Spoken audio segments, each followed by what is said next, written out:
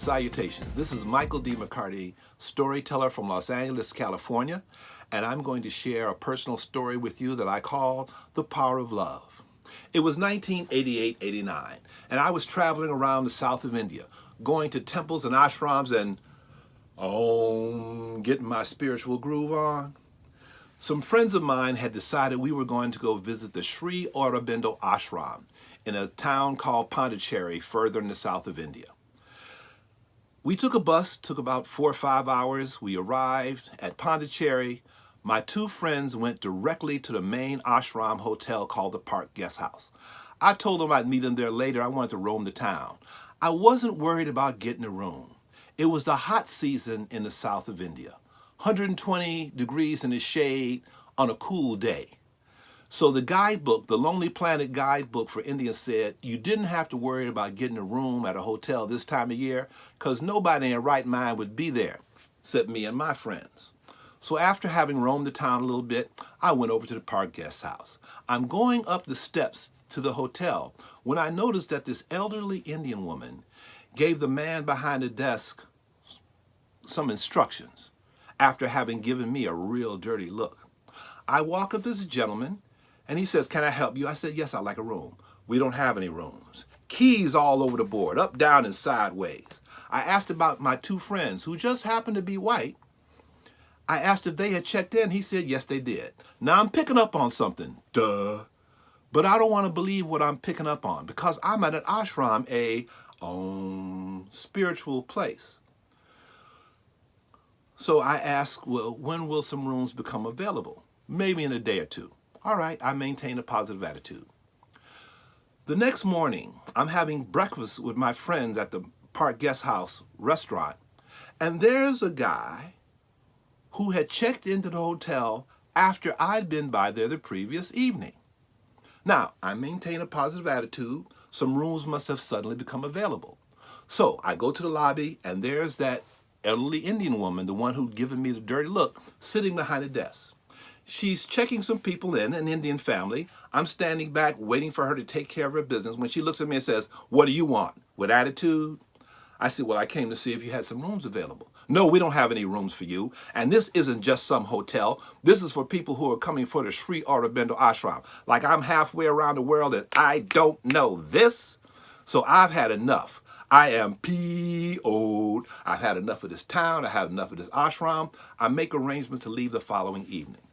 The next morning, I go to have breakfast with my friends at the Park Guest Hotel restaurant again when I am physically barred from entering and told that I have to get this person's permission to go in. Now, you're talking about your old school Chicago wild, crazy person. I know how to yell, scream, cuss, and fuss. Haven't done it in a while, but I still remember how. But I maintain my equanimity. I go to the lobby. I said to this woman who is now sitting behind a desk again, "Madam, is there some problem? I'm just going to have breakfast with my friends in the restaurant. May I go in?" "No, you wait in the lobby." "Oh, it's on now. I am getting ready to go off up in here. I'm getting ready to go Chicago West Side all over India." And just as I'm working myself up, this voice in my head says, "This is a test. It's easy to love those that love you. The test is to love those that hate you." And I figured this woman qualified. Now, you must understand, love was not uppermost in my mind in terms of things I wanted to send her. I could think of a hot, fiery place I would love to have sent her. But I'm thinking, how can I send her love? How can I send her love? Then I remember having read about auras, the energy that surrounds every living thing. And I remember having read how pink was the color that represented divine love. And I figured we definitely needed some divine love up in here. So mentally, I enveloped her in this bubble of pink light, and then I proceeded to pump pink at her butt. I was pumping pink, I was pumping pink, I was pumping pink. I worked up a sweat pumping pink. After doing this for a few minutes, all of a sudden, here comes this woman. "Excuse me, but are your friends in the restaurant?" Now, I'm from Chicago. We'd be suspicious. So I'm looking around. Am I being set up? What's going on? I said, "I don't know. You wouldn't let me go see." She says, "Oh, go, please go." And she personally escorted me to the restaurant. And as I walked into the restaurant, I looked back at her, smiling sweetly at me, I realized I had experienced the power of love. Now, that was 88, 89. 1992, I would become a professional storyteller. A year or so after that, I was at Community Storytellers, storytelling group in LA where we go and tell stories. And I had just told this story. After the meeting, this friend of mine came up to me and, Michael, she said, I really, really needed that story. I was very happy that she felt the story was important. A couple of months later, she comes up to me again after this meeting. She says, Michael, let me tell you what happened. Well, it seems that at her job, her boss had made it her personal mission to give my friend unholy hell each and every day. So this particular day, my friend decided she would do the pink thing. She would send her love. If not love, she would send her like. If not like, she wouldn't send those, I want to choke you around your neck thoughts. You do the best you can. So she was doing that all morning at work. At lunchtime, all the employees were together in a little lunchroom. My friend was sitting here speaking to someone over there. The boss was sitting next to her speaking to someone over there, when suddenly the boss turned to her and started to engage her in pleasant, complimentary conversation. And from that day on, there was no more mess between them. The power of love. It's real. It works. Check it out. And that's the end.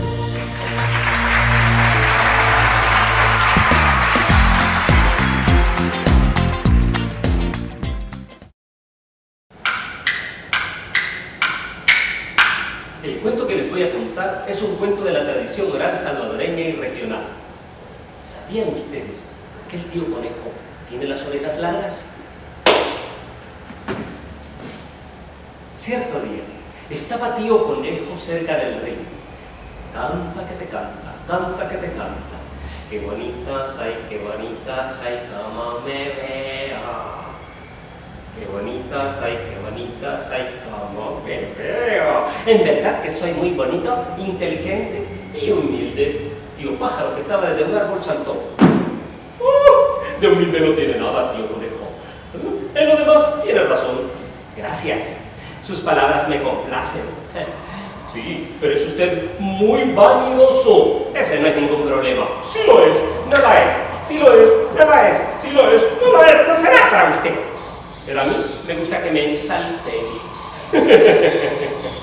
Es verdad, conejo en salsa es el plato favorito de los hombres. Lo que pasa es que usted tiene envidia de mi grandeza. Si de grande no tiene nada, tío Conejo, ni la estatura. Tiene razón. Yo ya estoy cansado. Y aquí en el bosque, todos me quieran comer por ser pequeño. Me quieren comer por aquí y por allá. Por aquí y por allá, por aquí y por allá. No se ponga así, tío Conejo. Para todo hay solución, menos para la muerte. Es verdad. Voy a ir a hablar con mi señor y le voy a pedir que me haga grande. Pero ¿cómo, tío Conejo, si usted no tiene alas? Para eso lo tengo a usted. No. Yo no quiero líos con tata Dios. Por favor, tenga piedad de mí. Un pobre conejito, a quien todos imaginan en un sartén. Está bien pues, súbase. Gracias, este favor se lo pagaré con intereses. Vámonos hasta que me arrepienta.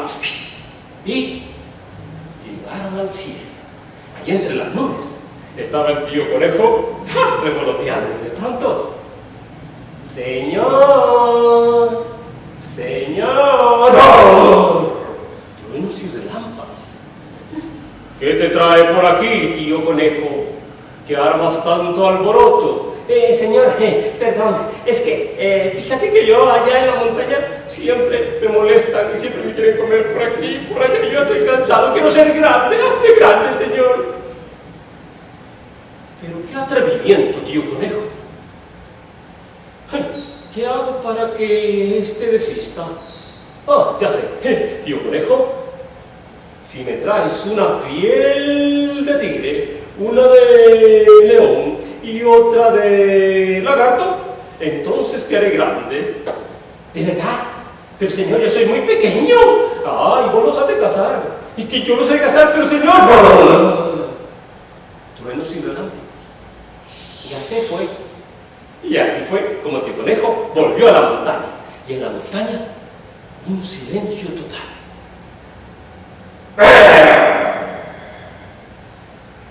Tío Tigre andaba por ahí un poco cansado.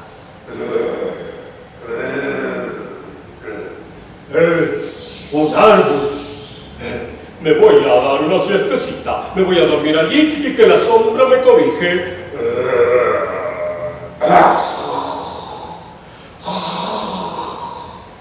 Y se durmió. Ese momento aprovechó el tío Conejo para aparecer como un loco. ¡Auxilio! ¡Auxilio! ¡Ahí viene! ¡Ahí viene! ¡Ay! ¡Por vida suya! ¡Los tres santísimos nombres! ¡Ay! ¡Ave María Purísima! ¡Ahí viene! Tío Tigre se sobresaltó. ¿Qué pasa? ¡Ay, tío Tigre de Dios! Mire, aquí hay unos bejuquitos, amárreme por favor en ese árbol. Por favor, que ahí viene y me va a llevar. Pero ¿quién viene, tío Conejo? El huracán. Sí, me va a llevar, por favor, amárreme. No, ¿y a mí quién me va a amarrar? Amarramos a mí. Está bien, pues, que tengo las manos que sustentar, pero... Y comenzó el tío Conejo a darle vueltas a la soga, alrededor del árbol y lo sujetó. Dijo el tío Tigre. Hoy ya estoy bien sujeto. Sí, ya estoy bien sujeto. Hoy no me lleva.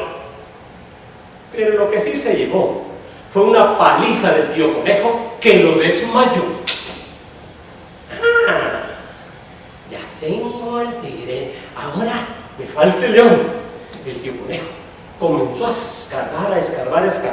Un hoyo, a rascar la tierra, hasta que formó un hoyo profundo y lo cubrió con hojitas de huerta para que no se notara. ¿Y qué creen? En ese momento, el tío león: tengo hambre.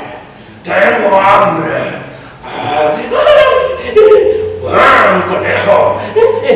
Tío León, lo andaba buscando porque le tengo un almuerzo requete rico. ¡Venga! Claro, mi almuerzo eres tú. Y empezó a caminar el león. Y el conejito empezó a saltar, evadiendo las hojas. Y el león, contento de su almuerzo, las hojas pateó.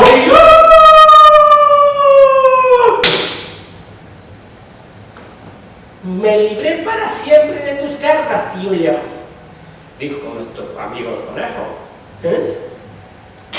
Ahora me falta el lagarto. ¡Ja! Allá voy, río abajo, voy a ir. Y llegó. Ahí estaba en el río tío lagarto nadando como que no quiere la cosa. Tío lagarto, hola, adiós. Lero, candelero. ¿Para dónde vas tan alegre, tío conejo? Dijo el lagarto. Pues voy a un bailecito que va a estar de rechupete porque va a haber comida y muchachas y vamos a bailar y a divertirnos. Adiós. Lero, candelero. Pero llévame a mí. No. Mire, yo no llevo aritos, no llevo brochas. Adiós. Por favor, llévame. Ay, pues, véngase pues. Lero, candelero. Gritó el conejo. ¡Me lastimé la pata! ¡Ay! Ya no puedo ir. Pero ¿cómo no vas a ir? Si es un baile. Yo te llevo. A lo mejor en el camino te compones. Vámonos, ven que me lo moco. Y se lo subieron. Pero junto con el conejo iba un palo. Caminando, y vino el conejo y ¡tum, pam, pum! Le dio en la coraza con tan mala suerte que vino el lagarto y lo sacudió. ¡Ah, tonto tío conejo! ¿Que no sabes que a los lagartos no se les puede pegar en la coraza? Si quieres pegarle a un lagarto, pégale en la nariz y ¡pum! Se desmayó. Entonces el tío conejo, muy contento, llamó a Tata Dios. ¡Señor! ¡Señor! No sirve nada.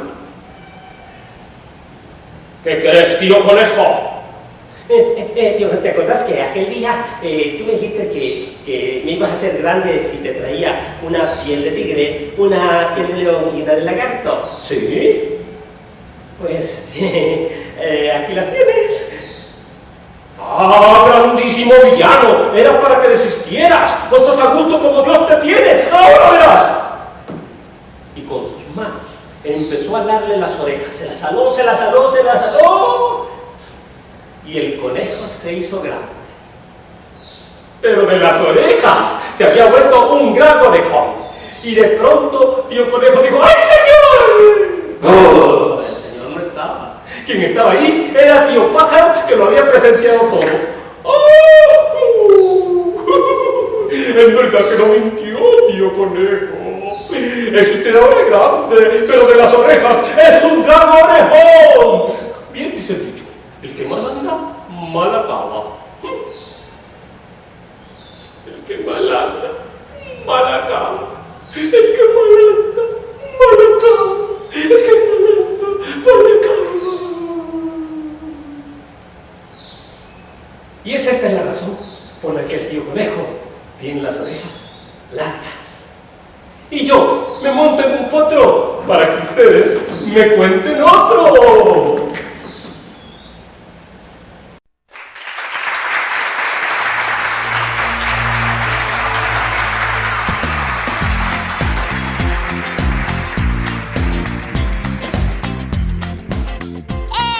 ¿Te gustó el show? A mí me encantó. No olvides comentar, darle like y compartir. Sigamos disfrutando de la palabra 2020, el valor de la palabra.